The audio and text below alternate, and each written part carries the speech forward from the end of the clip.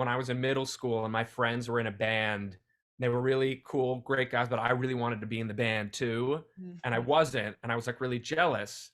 And so I would like go on their website, and this is how people communicated back in the time. And I would like go on their message board and anonymously like talk trash about Oh them my gosh. because I didn't know what to do with my like jealousy and like anger. Yeah. And I was like 14 or 15, and that's how I dealt with it, was by like talking smack. You're like, uh, they're so ugly so and they bitter. can't play.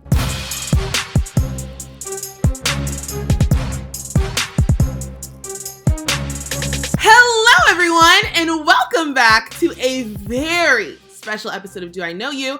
No, it's not because I took my braids down and I'm giving y'all a summer Diana Ross moment. That is special, but that's not why. It is a very special episode because we have our first male guest. Hoo, hoo, hoo, hoo. I know you're dancing. I see you dancing. I see you dancing.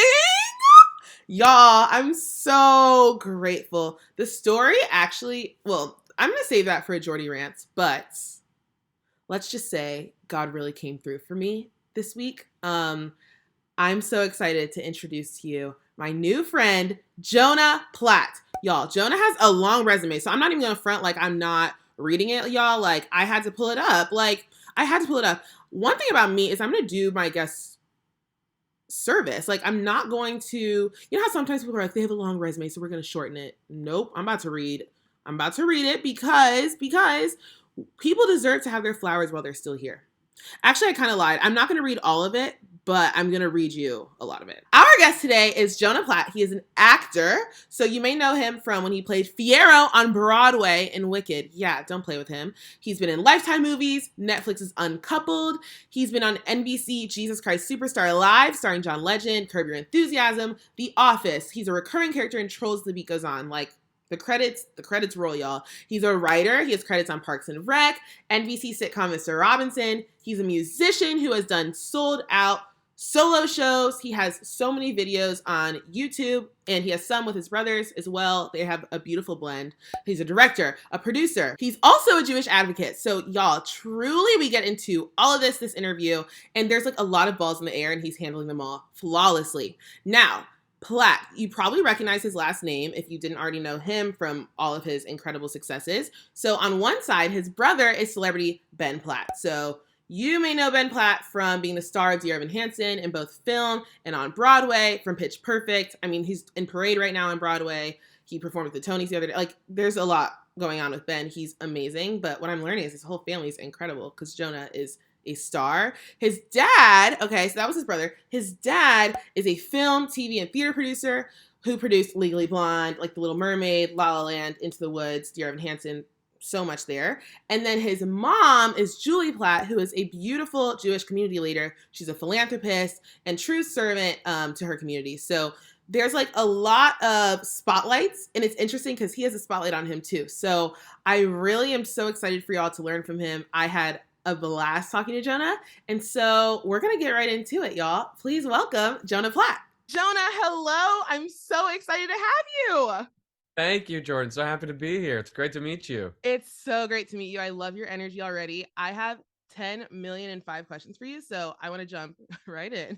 We better we get might going. only get to like 6. Okay. Okay, so first of all, I just want to like zoom out for a second. So I grew up with like siblings and cousins, and we would like put on shows and like literally do the full thing. We had our like Hannah Montana CD or like Mariah Carey, whatever, right? And we would like put on the show, dance, cut out tickets, and force our family to watch.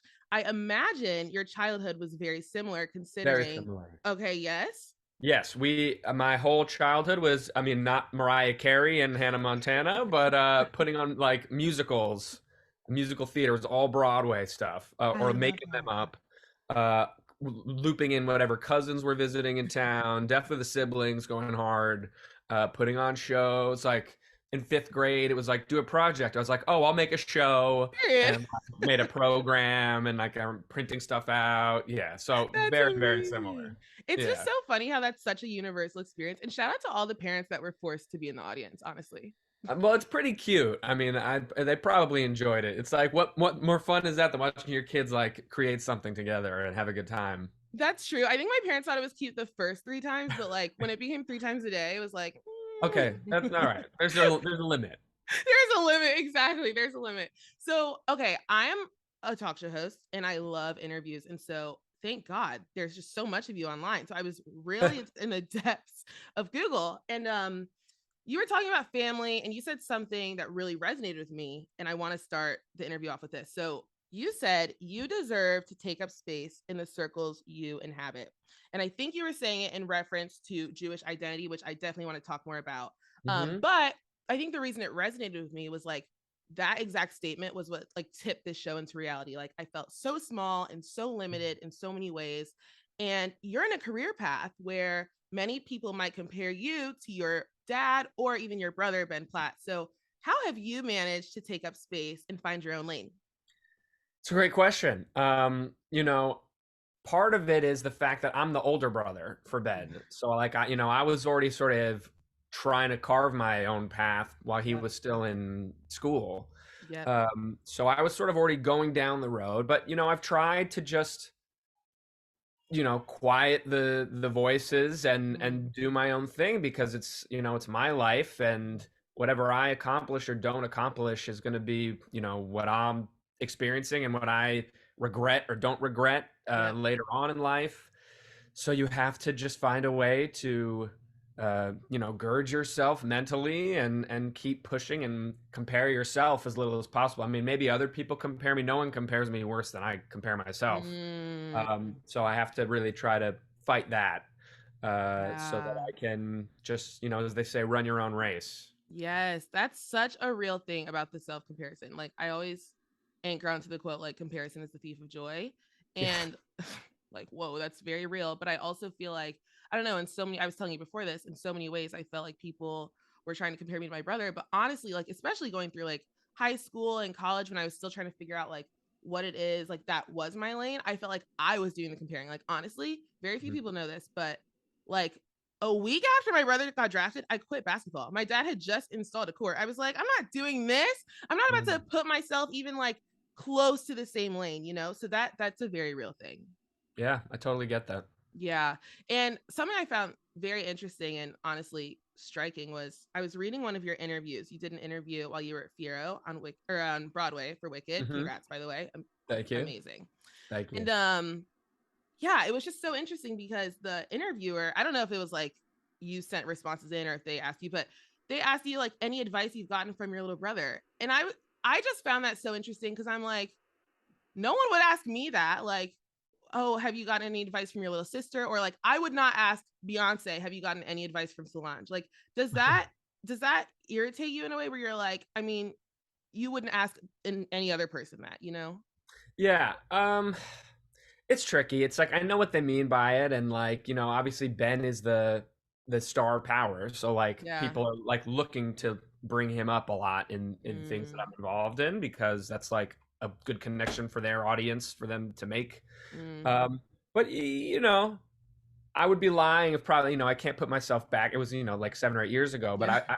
it probably irked me that question a Yeah. little bit Yeah. because as you say, like I'm the big brother. It's like I'm the one giving advice, and like obviously he was successful, and like I'm also not too proud to know that like he is extremely successful and great at what he Yeah. does, and I would be very interested in whatever he had to say about his craft, and I'm sure there's something I could learn from him, many things probably.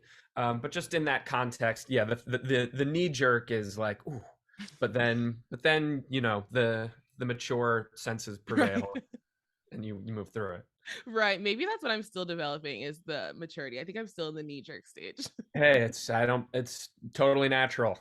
It takes a lot of mental work to think about this stuff and to deal with it and to work through it Yeah. and to continue, you know, spotlighting yourself and believing in yourself. It's tough. Yeah, absolutely. Absolutely. So let's spotlight you. What are some things that you are extremely passionate about, and why do you have such a personal conviction about those things? Do you mean just in general in life or career wise? All of it. Give me all of it. All Whatever of you want to share. everything. So let's see. The things I'm just gonna like go with my gut. Like things I'm Yeah. most passionate about. Family is definitely number one, especially as a father. So, the main priority I think about all the time is spending time with my kids and how I'm going to raise my kids and what experiences I want to give them, and having a good marriage and being a good son, brother, cousin, all of those things, Right. uncle. So that takes up a lot of time. I have a huge family. I know you said you have a big family. My family's enormous. I have two brothers, two sisters. I have a million cousins. I got Amazing. nieces and nephews. It's like it's just huge. It's So amazing. it's a blessing, but it's a big commitment. So because Yes. I'm always going to this, I'm going to that. I only Mm. have so many hours in the day. A lot of it goes to family, which is Right. good, but it's a lot. Yeah. Um, I'm passionate, very passionate about the arts. Um, I love performing. I really love performing. I especially love acting. Mm. Um, and so I'm super passionate about that and continuing to pursue that, and excited about projects I've done. I have some stuff coming out that I'm just waiting to be released. Trying to continue to get more work, which Yeah. is always challenging. Mm. And I'm passionate about musical theater. So, I'm writing a musical right now that I've been working on for a long time, Wow. with some collaborators. We're adapting this book called The Giver. I don't know if you ever read Wow. that book. Yes, of Yeah. course. Yeah. So I mean, it's 50-50. Some people are like, I don't know. Some people are like, oh, yeah, I love The Giver. I know The Um, Giver. I was a reader growing up, so yeah. there you go. So it's usually people of like our generation. I mean, my age and younger have Yeah. mostly read it. So we've been working on that a long time. It's a very slow process. It's not my favorite process, but I'm like glad it's happening. And when I complete a lyric or something, I feel really accomplished and good. Yeah. So that's good. And then I'm very passionate, especially, within the last couple of years, I've become very passionate about Jewish advocacy, and, as you said, like taking up space, that quote, because I feel that, the lane I'm taking, there's a lot of different ways to attack, Mm. Jewish advocacy. And the thing I'm really trying to focus on, that I've sort of decided that it's going to be my lane, is empowering Jews who are afraid, who are disconnected, who feel they're quote unquote bad Jews because they don't quote do enough, Mm. or who feel they don't have the information to like claim their space, like to empower all of those people to say, hey, Judaism is part of your identity. You're allowed to say, hey, I'm a Jew, Mm. and then fill in the rest of that stuff later. I mean, because we look at all these other minority groups who are using this moment and really taking up space and like platforming themselves and taking pride in who they are, and the Jews continue to be so afraid to do that, sort of Mm. generally. So just empowering people to say, hey, it's okay to be proud of who you are. It's who you are, and Yeah. you can figure the details out later. But like, let's start from there. That's brilliant. I have a lot to say off that, but just let's go from that point for a second. I feel like coming from my experience as a Black woman, okay, I felt obviously 2020, everyone discovered Black people existed, okay, yada yada. But I felt this like tension between like wanting to be proud of like being a Black person, being a Black woman, my intersectionality, but also I felt this like almost burden of like, am I making someone else uncomfortable, right? And then Hmm. I was like, that's not my job, honestly, Right. to figure out if they're comfortable or not. Like, yes, I'm not gonna like go and be like, in your face and criticize you for your identity when, whatever. But like, that's Mhm. not my job to be like, oh, are you uncomfortable if I say Black instead of African American? Are you uncomfortable? Like, that's literally just their That's perception. exactly it. That's exactly Yeah. it. Is that The what you've same kind of been thing. championing? Yeah, it's that exact idea of like, Mm. you are who you are. You should be proud of who you are. You can't worry about anybody else or anything else. Like, it's not important. What's important Yeah. is you feeling proud of who you are, and letting that define you as much as you want or don't want. I mean, Mm. you might not lead with Black woman all the time. You might just want to lead with Jordan Right. talk show host. Right. But like, but you should be able to access and lift up whatever part of you at any time without any consideration for anybody else's comfort. Right. Absolutely. I completely agree. Was that like something that's always been natural to you? Or was there like a turning point where you were like, oh no, like I should step in this more? Yeah, there were there's been like three kind of linchpin moments for me. One was really, it was that 2020 moment, when we were all stuck at home and glued to our social media, and this movement began of you know, led by the Black community of we need to take up our space that we deserve, enough is enough. And then you started to see other minority groups follow suit and say, Right. you know, that's right, it's our turn, we want our turn too. So that sort of started it felt like you know, a call to action a little bit of like, yeah, let's start taking up our space again. Yeah. Then in May of 2021, there was like a really violent period in Israel, between Israel and Palestinians living in Gaza, and the rhetoric online was like really strongly anti-Israel. I mean, it was like a real. If you ask anybody in the Jewish community about May 2021, they're like, "Oh yeah." So that's Gotcha. like things got like really intense in a very negative, hateful way. And that's when I started to use my platform a little bit more to start speaking and trying to educate and stuff. And then this past April, I went to Israel on a trip. I'd gone many times. It's my 6th time. Wow. Yeah, which is pretty good. And I want to go more, but Yeah. that's not bad. So it was I went on this trip with 24 other young professionals who have an impact on social media in some way. They all do very different things. There's like a vegan cook, there's a German author, there's a French filmmaker, Wow. but all Jewish and all, you know, wanting to come together around that and build this community and support network so that we can go back out into our respective, you know, silos and bring that to our work. Right. And so being in there was really inspiring to me, and it really kind of lit a fire under me. And since that trip, I've been especially vocal and especially visible in the Jewish things I'm doing, because I'm understanding that just being visible in being comfortable being Jewish and embracing my Judaism, like I have to lead by example. Wow. So Yeah. when people see me putting a video of me like singing at synagogue, you know, I can't be afraid like, oh, people are going to think I'm a weird religious guy, or people are going to think that like that's nerdy, or people are going to think he's too Jewish. Like, I don't worry about any of that. It's like, it's a beautiful song. I enjoyed doing it. Right. I'm putting it on the internet, and you know, I and the response has been great. So I'm going to just continue to sort of do that stuff and hope that, you know, continues to encourage others to do the same.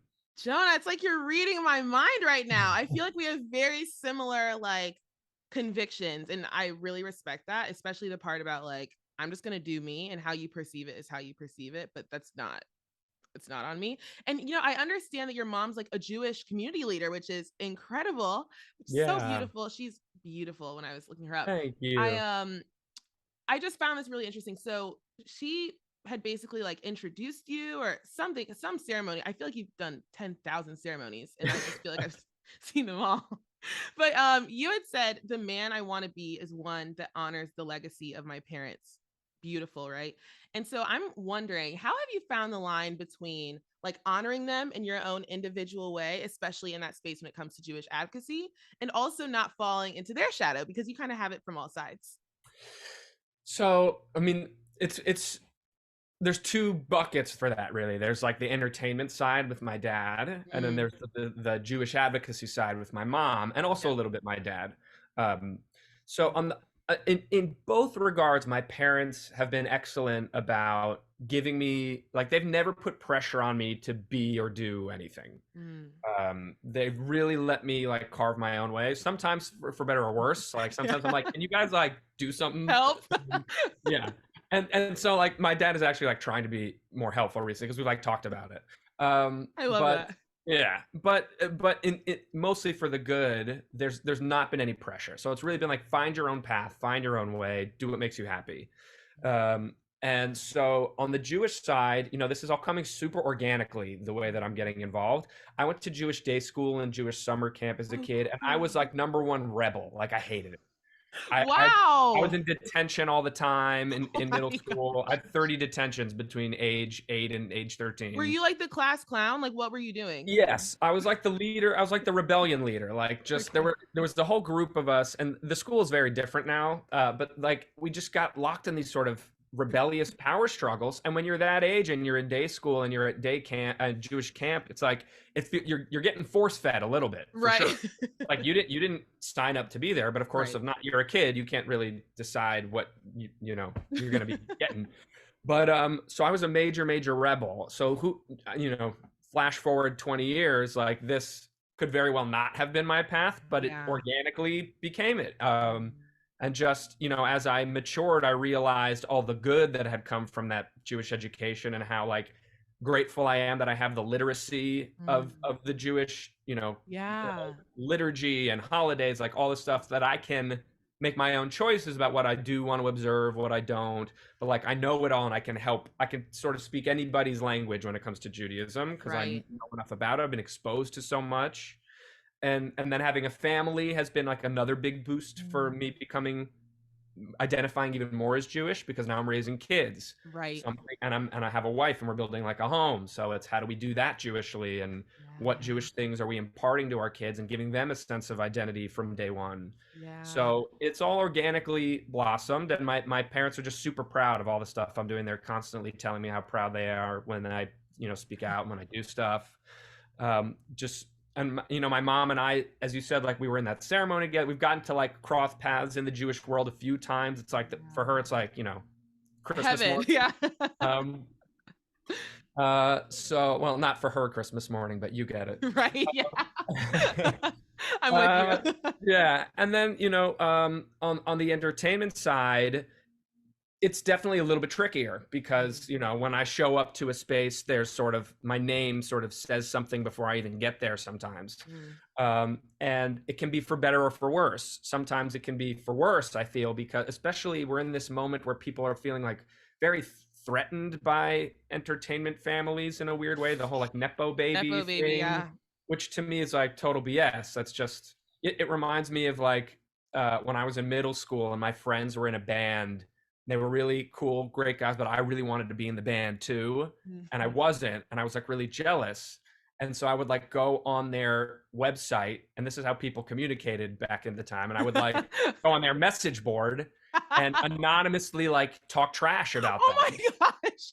Because I didn't know what to do with my like jealousy and like anger. And I was like 14 or 15, and that's how I dealt with it, was by like talking smack. You're like, they're so ugly and they can't play. Right. I mean, it was stuff like that. And that's how I feel a lot of these people are. It's like they're bitter and they're jealous that they don't have certain things, and so they like project that onto other people who, where it has no business being. People are working really hard and are extremely talented and are earning what they have. And it's like 1000%. And it's the only business in the world where people are like, you're going to use a family connection. You're like, hello. Yeah, I am. Also, on that point, not to interrupt you, but I guess I don't understand why people think just because you're attached to this name, like, so if it gets you an audition, okay, you still have to be in the room and show up and perform.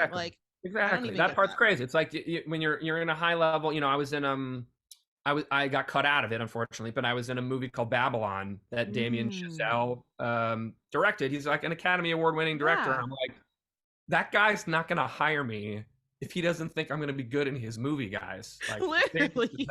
Like, let's be real here. Literally. I think it's like deep rooted jealousy. I had posted, oh my gosh, I had posted this TikTok explaining, I just always talk. Like, I just talk too much. And I was on TikTok and I was like, oh my gosh, like, y'all, it was during playoffs, which is honestly for me one of the worst times of the year, just because I feel like people are hitting my phone too much. And your brother did this. I obviously know and see, and I don't care. It's a grown man. But anyways, I was like, y'all keep sending me my brother's highlights and I don't need them. Like, literally, Jonah, I would wake up to about 15 people texting me his highlights a day, random numbers, all this stuff. And that's all I said on the TikTok. And this girl was in the comments. She was like, this is very triggering because this is really disrespectful. You're really tone deaf. She was like, you're being really tone deaf. There's so many people in poverty right now, and a lot of people would love to be in your place.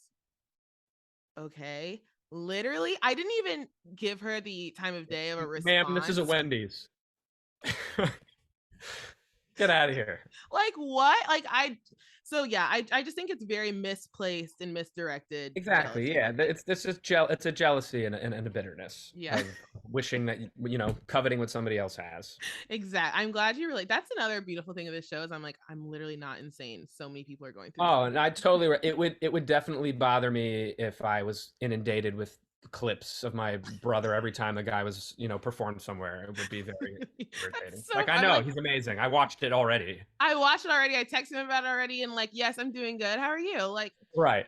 anyways, I want to go back to your career journey a little bit. So I read that your first job was driving Greg Daniels. Is this true? Yeah, Who's that's the right. creator of The Office, if y'all don't know. And so you The worked American Office. The American Office. Thank you. Yeah. Yes, brilliant. So you worked your way into being a writer's assistant, and you've had many different jobs since then. So can you speak to the sense of like, there's this piece of humility and like humbling yourself to go about getting your dream job, right? I think so many times we see someone like on a stage and they have a platform, we're like, overnight celebrity, overnight sensation, but we are honestly discrediting them of all these steps and like hard jobs that they've had to, kind of work their way to secure before getting there. So can you kind of speak to that?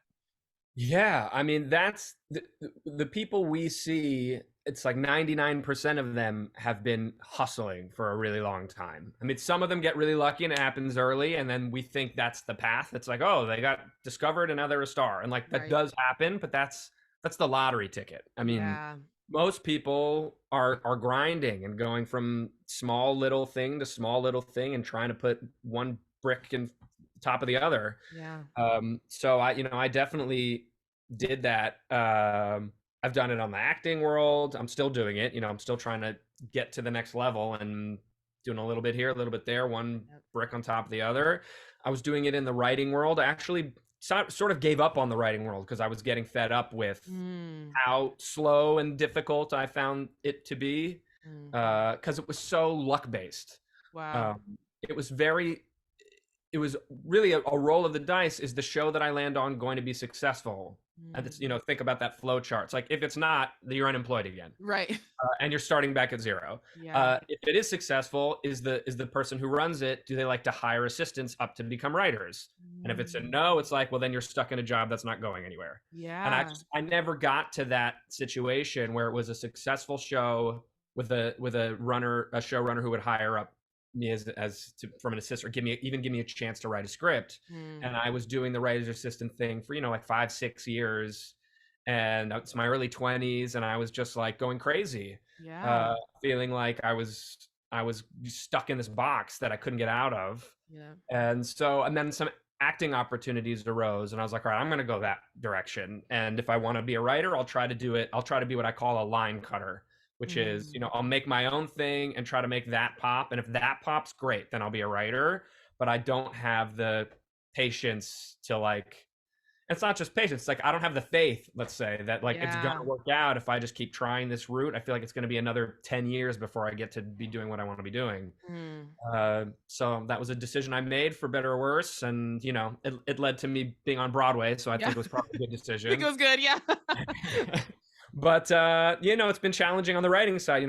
I had a TV show that I had sold now like 2 years ago to Apple, which was really exciting. Wow, amazing. And then they decided not to produce it, which was a big bummer. But so in one way it was a big win, and I celebrated it. I popped a bottle of Dom. It's like I sold a TV show. I've been wanting to do that, and I did it, and this is my way to be a line cutter. And then it didn't get made, so nobody really knows. Again, I'm back to, that's my biggest challenge. Most people still don't know what I'm capable of because I keep not getting the opportunity to show it. Yep. And they say make your own opportunities, and I try to, but it's not as easy as that. No, because you're so, in entertainment, it relies on so many other people to greenlight something. So I'm just chipping away. Yeah. Keep going. Absolutely. And how have you worked to protect your mind and your peace in an industry with so much rejection and everything like that? It's really difficult. It's probably a different answer for everybody. For me, staying busy is crucial. In some ways, look, everything in life I'm finding is a double-edged sword. Literally everything. Nothing is all good or bad. Yeah. So I stay really busy. So for example, when my daughter was born a few months ago, I was really not busy, and I was in a bad mental place. Wow. I was so happy my daughter was born, but I was at home all day long, just kind of not working towards anything. And without having, as an actor and even as a writer, it's you have to, you're not being given a lot of opportunities to feel accomplished, because you're not on a job, or you're not finishing a script every day. So it's really important to give yourself those small feelings of accomplishing things and Yeah. feel like you're moving towards something. And when I wasn't doing a lot because I was just trying to be present for my family, like I loved doing that, but I was kind of going a little crazy. Right. Um, Right. so like going to Israel, like for me, I also have to like get out. So I have to like travel. I'm a big traveler. Like I love meeting new people and being Yeah. other places in the world and seeing how other people do things and just getting in the mix. I'm definitely an extrovert. Like I recharge by being around other people. Yep. So I've recognized that. I've had to like really be like, you have to give yourself that medicine. Like you can't not be social. Like go do a thing. That's how I like refuel. The Jewish advocacy stuff has like filled a nice void where it's like, okay, so I'm not working on a show right now, so I'm gonna spend more time on this. Totally. The double-edged sword is, if I'm making a video about Jewish advocacy, I'm not working on a lyric for my musical.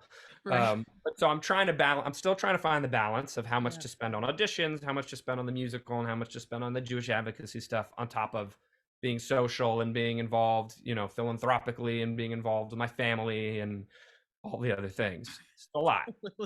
There's a lot. But it's a work in progress. And at least like, I feel like, especially in the past 6 months, I've recognized some of the things that I need to ensure that I'm not feeling stuck and Right. and like alone and like in a gaping chasm of emptiness. Totally. Yeah. Yeah, Because that's real. That's a real thing. totally. No, I completely understand. I feel like the piece about small wins is something that I really learned because, like, even though I want to be a talk show host, like, my day job is I'm a consultant. And, like, I don't know. I feel like when I was working to like launch the show, I was like, okay, if I can just today, like, get the logo, tomorrow, if I can just like reach out to one person, like just doing those little things, I'm definitely type A. So checking, like physically checking Totally. something off of it, it's like Yep. insane. Like, so I completely understand that. And it's interesting to know that, I don't know. I think sometimes we think that when a person hits like what we would call a certain like height of success, it's like, oh, all that stops. But it's like, it's truly a never ending cycle. Totally. And there's a lot of, I feel like, my wife, if I could throw her under the bus for a minute. Please. Oh, no, not So under the like, bus.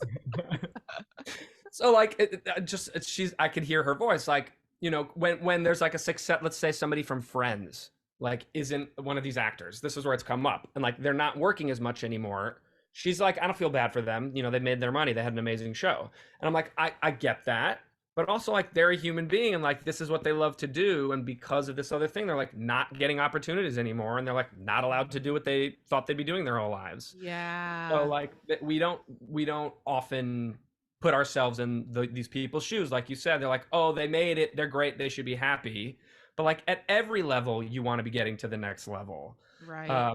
So that as you said, it never ends. And we should respect and honor that when we're looking, I'm sure it applies to a lot of fields, but certainly to entertainment, Yeah. that, there's very few people who can say, hey, I'm at the absolute pinnacle. There's nowhere else for me to go. That's a very short list. Pretty much everybody Absolutely. else is not satisfied with where they are. They're happy to be there, but they're looking at the next hilltop and Yes. frustrated if they're not there. Absolutely. I heard this analogy one time. Ooh, I think it's for my brother. So I'm gonna give him credit this one time. But it was this idea of like a moving goalpost. So like everyone wants to make, like he was saying in sports, like everyone wants to make their first $1 million. But then once they make their first million, they're like, it's not enough. Like I want that 10, I want the $100 Right. million contract, all that. And like there's almost another tension of like, yeah, always be chasing, never be satisfied, but also like being in the present. And that's something that I'm really struggling with right now is like I can see the big stage, I can see all that, but it's like I'm not there. So I'm constantly hungry for that. But at the same time, I'm like, wait, I'm very grateful for all I have right now. Like I'm so blessed to have the guests I have, So Yeah. it's a balancing act for sure. Totally. And like you said, that's where the celebrate the small wins comes in. It's like you Right. have to stop to celebrate those as they come because you're on this journey and who knows how long it's going to take you to crest that hill. So Yep. if you're getting steps there on the way, like that's definitely worth celebrating. And not just in like oh, it's good for your mental health way, but like it like literally Yeah. you need to celebrate that stuff. Like Yeah. those are wins. Wins are wins. It's like they deserve to be Totally. celebrated. Yes. Wins are wins. Come on, John. You're really preaching to the choir right now. Um, Good. okay. My last question for you as we wrap up. So I think let's go back to your Jewish advocacy work for a second. I think so. very much Gen Z, and I just graduated college last year, and I heard a lot of Congrats. times like we live in a world of like a lot of voices, a lot of platforms. Everybody's got a podcast, lol. But like it's very easy for people to feel like, oh, I don't need to speak out because like someone's already saying it, or like, what does my voice really add to the mix, right? And you kind of preach a if not you, then who mentality. So can you speak on why it's so important to speak up despite the amount of voices already? Yeah, that's a great question. I want to think about how to answer that. Yes, please. Because look, every person is different, obviously, and we all have our own way of looking at the world and of thinking about things and of communicating our own thoughts and feelings. These are all very individual. So, look, is there a chance that you're going to say something that maybe somebody else somewhere else on social media had a similar vibe? Probably, sure. There's a lot of people. I mean, it's like, when you write a pop song, it's like, does this sound like some other song that got already written? Sure. But you're the singer. It's your pop song. Right. It's going to be a little bit different just by virtue of it coming from you. Mm. So, as if not you, then who? If you feel that responsibility to do something or say something, like, you got to do it. There's no waiting around. I remember this story from Jewish summer camp when I was a kid. They told us this story. The short version is there were these starfish all over the beach, and these people are walking, and this one of the two people stops and starts tossing the starfish back into the sea, and the guy's like, come on, we're gonna be late, and he's like, no, if not me, then who? Like, who's gonna throw these back in? So you got it. So, and that always stuck with me, that small idea. So like, even when I'm walking down the street in my neighborhood, if there's like a piece of trash, I pick it up, because I'm like, who am I waiting for to like take this garbage out of my neighborhood? It's like my neighborhood. I'm gonna pick it up and throw it away. Right. And so that mentality applies in this public sphere as well. If you have something meaningful and that you're passionate about that you want to say, then or something you recognize out in the world that needs to be called out or spoken to, if not you, then who? Yes, I love that. I'm Christian, and at my church, my pastor always talks about how we like pass maybe someone who like doesn't have a home, and we're like, "Oh, God bless you," and we like keep walking, but it's like, what if it was supposed to be you? Like, what if you were the one supposed to give the money? What if you were the one? If not you, then who? So I Yeah. really, really love that, and seriously appreciate all your wisdom today. Where can everyone find you, support you? You already said a couple things we should be looking out for. Yeah, so I'm most active on Instagram at Jonah Platt. I'm on Twitter at Jonah Platt. I recently joined TikTok. I'm not good at it yet, but I'm Jonah Platt 1 there. And then I also have my YouTube channel, which is youtube.com/JonahPLA. Incredible. And that's the main stuff. And then you can look out for, I'm in a movie called Spread that's coming out in the fall. Really raunchy R-rated comedy that I'm excited to see. I cannot wait. I will be locked in. Your YouTube has so many amazing covers with you and your brothers, like so beautiful, so incredible. Thank you. Of course. Well, thank you so much, Jonah. We really, really appreciate your wisdom today, and you are incredible, and we're rooting for you. Thank you, Jordan. Same. It's so nice to meet you, and thank you so much for having me. It's great talking to you.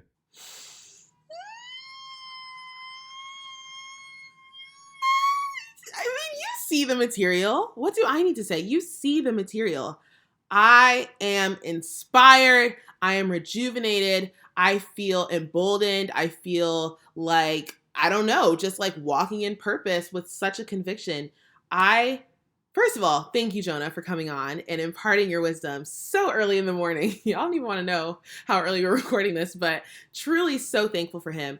What I found to be the most inspiring was like, just the way he is so convicted about what he believes in, right? And I think it goes without saying, like, I feel very similarly. And so we just need more of that. We need more like conviction and passion and like genuine love to flow out of us because of what we believe in. And I really love that we touched on the piece about like not being ashamed of your identity and also not feeling like a burden to make other people comfortable because of who you are. Like, that's not your job. My therapist always says, like, how people perceive you is beyond you. Like, it's not our job. As long as you're walking in your authentic truth, you're not harming anyone, but you're walking in your authentic truth. I don't see a problem with that. So, and clearly Jonah doesn't either because we talked about it a lot, but I'm so inspired. And I think something that also was just really, really resonated with me was this whole piece of like, yeah, he's been on Broadway. He's starred in so many things, but like, he's still working, he's still grinding. And it just shows that we always have to continually be in pursuit of our dreams and the things that we want for ourselves. Like, it doesn't just stop, right? But celebrating those small wins, so it's not like a situation of like a constant moving goalpost, but there's that balance. So thank you, Jonah, again. Seriously loved having you on and really appreciate you. I hope you all learned something. I had a total blast with y'all. So with that, make sure you like, comment, subscribe so we can keep it going. Yeah, I think I'll see y'all soon. I'm pretty sure. Also, there's a lot of exciting stuff coming through the pipeline. Hopefully I can announce some things soon. I used to hate when people said that. I'll announce something soon. It would be like their partnership with like Colgate, like babes. We know those are veneers. But truly, very exciting things coming soon. So stay tuned. I love you all. Cheers to you. Mwah.